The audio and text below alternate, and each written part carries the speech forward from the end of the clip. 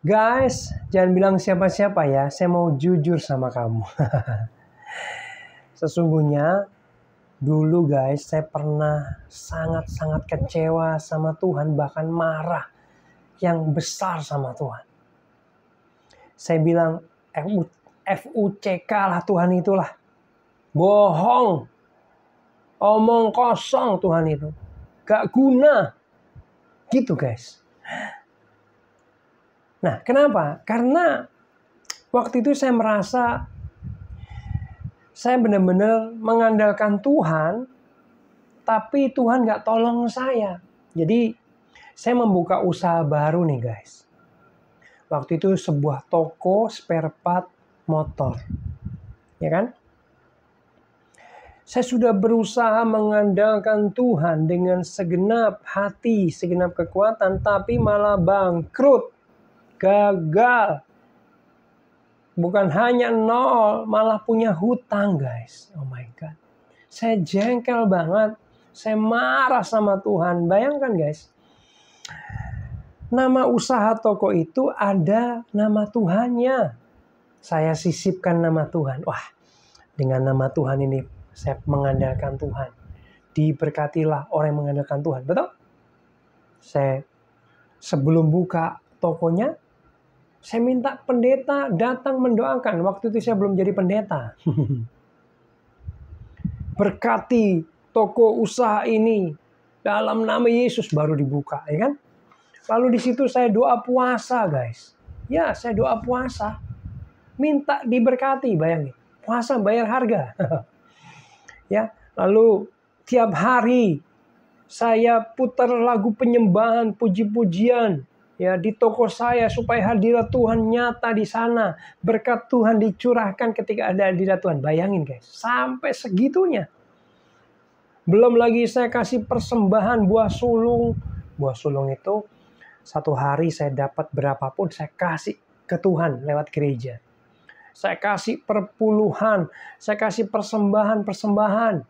Saya punya pengharapan, saya diberkati Tuhan. Nah, lalu itu semua nggak terjadi, ya. Saya malah gagal, bangkrut. Lalu saya marah sama Tuhan. Bohong Tuhan ini. Katanya diandalkan, mana buktinya? Aduh, nyesel, nggak Tuhan-Tuhanan. Saya bilang gitu guys. Saya sampai tuding ke langit dengan marah, dengan kecewa, dengan nangis. Saya nggak butuh kamu Tuhan. Saya bilang gitu guys. Ya. Engkau Tuhan model apa sih? Saya bilang gitu guys. Ya, suka ya? Anaknya menderita gini suka ya?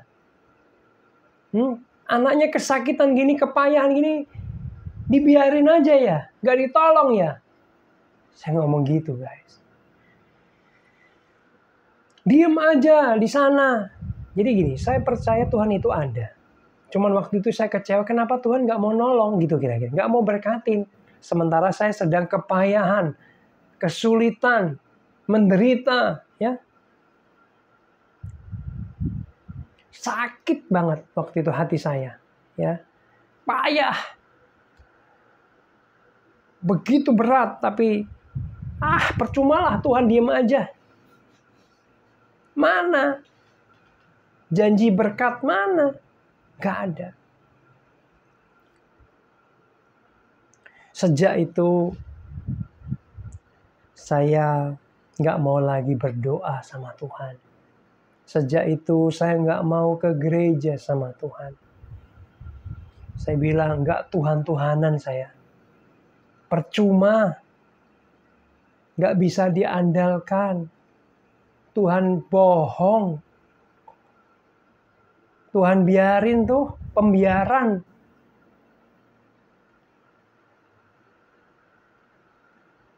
Enak-enakan di surga, sementara aku anaknya yang percaya sama dia, aduh dibiarin. Katanya berkuasa, katanya penuh kasih. Mana? Saya mau segitu guys.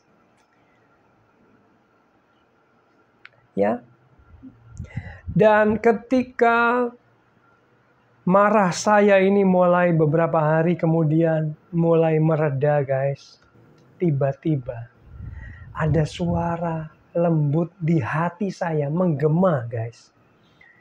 Kamu gak lulus, nak. Saya nggak tahu itu siapa yang ngomong, lalu maksudnya apa. Gak lulus, saya mikir kan, gak lulus apanya. Itu makan berhari-hari loh guys, saya nggak ngerti itu maksudnya apa. Ya, tiba-tiba beberapa hari kemudian seperti ada pengertian dari Tuhan turun kepada saya. Ya, pengertiannya gini. Tuhan sedang menguji kamu. Dan kamu didapati tidak lulus. Tuhan menguji seperti ini. Kalau aku gak berkatin kamu, gimana respon kamu? Bagaimana hati, sikap hatimu? Dan saya marah, saya nggak lulus. Di Alkitab itu banyak tokoh-tokoh yang memang diuji oleh Tuhan, guys. Ya, ada Ayub, ada Abraham, dan waktu itu saya diuji Tuhan juga. Saya nggak lulus. Lalu ketika saya memahami ini, perlahan-lahan saya seperti ada penyesalan di hati saya, guys. Saya merasa sedih. Lalu saya lirih berkata gini, ini bukan salah Tuhan.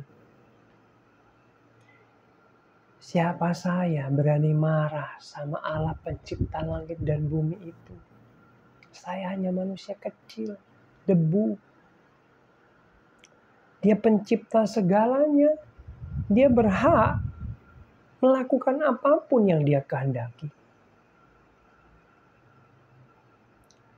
Dan yang luar biasa, guys. Waktu itu saya juga rindu karena sudah beberapa lama gak ke gereja. Kira-kira 2-3 bulan saya gak ke gereja. Saya kangen ke gereja. Memang kalau boleh jujur awalnya bukan untuk beribadah, bukan. Tapi karena kangen sama teman-teman gereja. Dan waktu itu kompak ya, seru. Kangen sama teman si A, si B. Lalu saya memutuskan ke gereja bukan untuk ketemu Tuhan, tapi ketemu teman-teman saya. Kamu tahu guys, ada mujizat terjadi. Ada hal ajaib terjadi. Kenapa? Karena waktu saya masuk dalam ibadah, ya, dan ketika pendetanya khotbah, saya masih ingat nama pendetanya sampai hari ini, padahal sudah belasan tahun, puluhan tahun. Saya ingat guys, khotbah itu nggak menarik. Kenapa? Karena banyak yang ngobrol, nggak seksama mendengarkan. Biasa aja khotbahnya. Tapi bagi saya, pendeta itu seperti dikirim khusus buat saya dari Jogja guys. Rambutnya gondrong. Ini ibadah pemuda remaja, pembicaranya dari Jogja, tamu gondrong rambutnya. Tahu guys, dari awal khotbah kata yang dipakai sampai berakhirnya dia khotbah, dia menceritakan hidup saya sepertinya. Saya nangis dalam sesi khotbah itu. Itu hidup saya yang diceritakan. Saya nangis sampai teman saya senggol. Ngapain lu nangis? Khotbahnya jelek. Gitu. Tapi saya sedang berurusan dengan Tuhan pada sesi khotbah itu. Dan teman-teman semua, saya setelah nangis terseduh-seduh, saya merasakan kasih Tuhan memenuhi saya luar biasa, guys. Lalu hari itu saya bertobat. Saya minta ampun sama Tuhan. Tuhan, ampuni saya. Saya terlalu berani marah-marah sama Tuhan. Ampuni saya. Dan setelah saya minta ampun, saya berserah penuh. Garis bawahi kata berserah penuh ya. Kepada Tuhan. Tuhan boleh buat apapun kepada saya. Apapun itu. Mau bangkrut lagi boleh. Saya bilang gitu guys. Mau apalah guys, boleh Tuhan, apapun. Saya tetap percaya dan berserah penuh sama Tuhan apapun yang terjadi. Mau sakit, mau sehat, mau gagal, mau punya hutang, mau rugi, gak apa-apa Tuhan. Itu pertobatan guys. Hati saya dipenuhi dengan kasih Tuhan. Dalam benak saya, pikiran saya, pokoknya Tuhan yang utama, Tuhan yang segala-galanya, Tuhan yang nomor satu. Hidupku nggak terlalu penting. Nah, ketika saya mendapat modal lagi dari orang tua, dan orang tua saya bilang, ini modal terakhir buat kamu nak. Terakhir ya, kalau kamu gagal lagi, bangkrut, ya udah habis modal, nggak ada lagi. Lalu saya kan diberi uang modal, nggak terlalu banyak, makan agak kurang, tapi saya angkat di hadapan Tuhan uang modal terakhir itu. Tuhan, ini modal saya terakhir. Saya mau mulai usaha lagi yang kedua. Saya berserah penuh. Tuhan, kalau Engkau mau aku bangkrut lagi untuk kedua kalinya, ada hutang, gagal, rugi, gak apa-apa Tuhan. Heroik banget ya kayaknya ya. Wih, ya kan? Lalu saya berdoa lagi, jadilah kehendak-Mu Tuhan. Aku tetap percaya Engkau apapun yang terjadi. Wih. Singkat cerita guys, apa yang terjadi?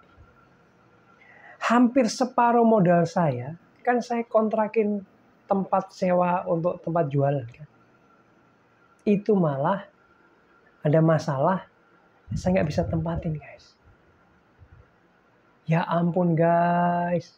Jadi saya diusir di tempat di mana saya sudah bayar. Ternyata yang saya bayar itu tempat ngontrak juga dia. Sama yang punya saya diusir.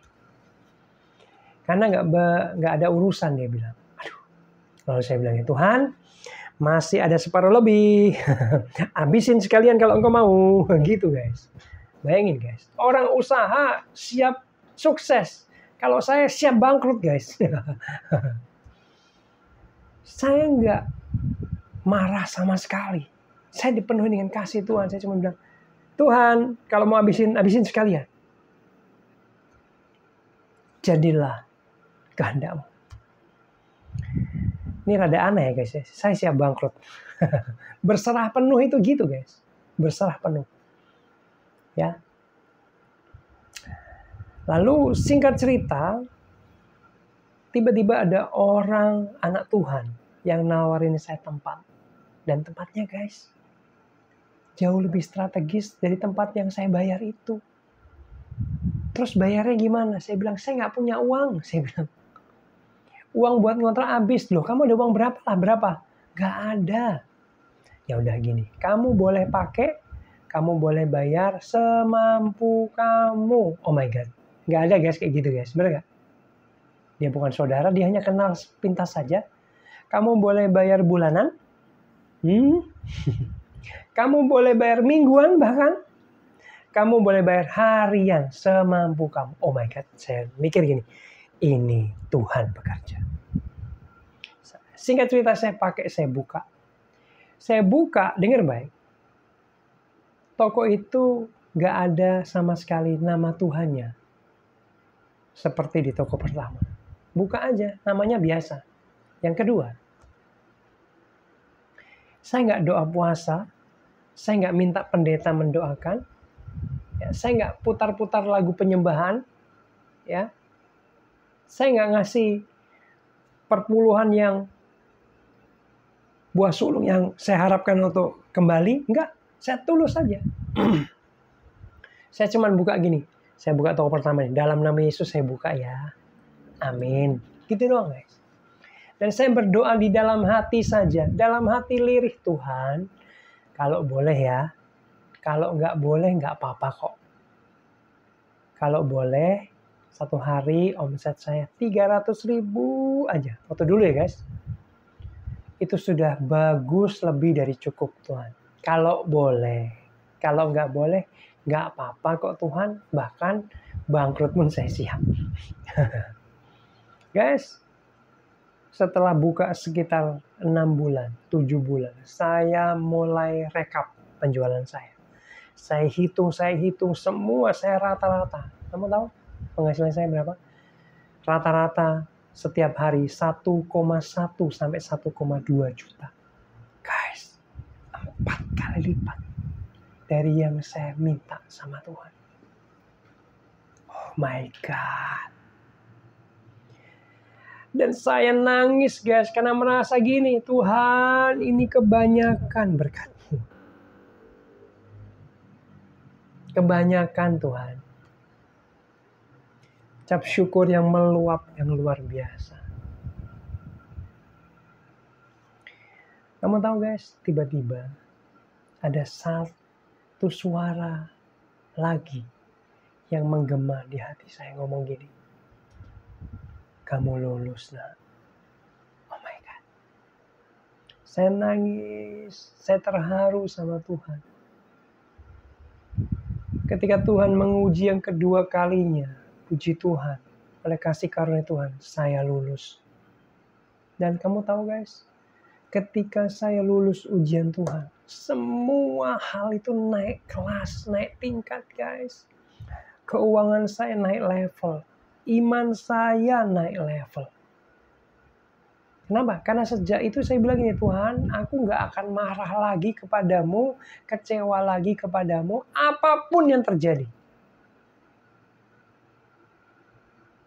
Dan kapasitas saya diperbesar oleh Tuhan. Saya dipercaya banyak hal memimpin. Pelayanan saya melesat naik ketika saya lulus ujian Tuhan. Saya mau bilang gini sama kamu yang sedang mengalami ujian Tuhan. Kamu harus lulus. Amin. Bukan dengan kekuatanmu, yuk. Andalkan Tuhan. Tuhan, aku mau lulus. Tolong aku beri kekuatan. Amin. Kamu harus lulus. Semua tokoh-tokoh di Alkitab mengalami ujian dari Tuhan kok. Kenapa? Karena ujian dari Tuhan itu ternyata mempersiapkan kamu. Punya pondasi yang kuat, yang berakar. Semakin berat masalah ujian yang sedang diizinkan Tuhan terjadi, ya, semakin kuat pondasi imanmu nanti dan semakin tinggi nanti kamu diangkat. Katakan amin. Kalau kamu hari ini merasa ujian begitu berat, bersyukur. Kenapa? Karena Tuhan sedang siapkan pondasi yang kuat untuk kamu diangkat tinggi. Semakin berat, semakin tinggi diangkat. Katakan amin.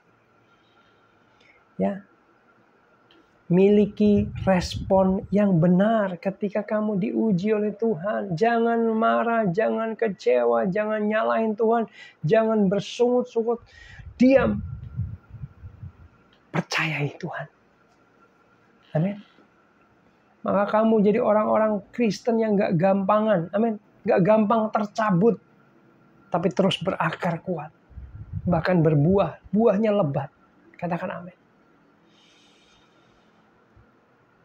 Mazmur 11 ayat 5. Tuhan menguji orang benar dan orang fasik. Semua orang diuji. Dan ia membenci orang yang mencintai kekerasan. Dalam perjalanan pengalaman kekristenan, saya percaya setiap orang Kristen, anak Tuhan pasti mengalami ujian. Dan pesan saya, kamu harus lulus. Ya, bukan dengan kekuatanmu, mengandalkan kekuatanmu, pengalamanmu, kesanggupan, bukan. Tapi andalkan Tuhan, supaya kamu lulus. Kamu harus lulus, katakan amin. Ketika kamu lulus, guys, Tuhan akan angkat kamu tinggi. Saya alami, saya berdoa, kamu mengalaminya. Boleh? Saya berdoa buat kamu yang sedang diuji Tuhan. Taruh tanganmu di dada. Bapa, dalam nama Yesus hamba berdoa buat teman-teman yang taruh tangan mereka di dada. Saat ini, biarlah mereka ketika diuji oleh Tuhan, mereka lulus Tuhan dalam nama Yesus. Kekuatan, hikmat, kesanggupan, ketahanan dari Tuhan yang memampukan mereka lulus dalam nama Yesus. Hamba berdoa biar mereka lulus ujianmu Tuhan. Biar mereka lulus ujianmu. Mereka boleh melewati ujianmu dengan kemenangan. Bantu mereka Tuhan. Sebab kami percaya ketika mereka lulus ujian yang dari Tuhan, mereka akan diangkat tinggi oleh Tuhan. Terima kasih Tuhan. Pegang tangan anak-anak-Mu saat ini. Beri mereka kekuatan dalam nama Yesus.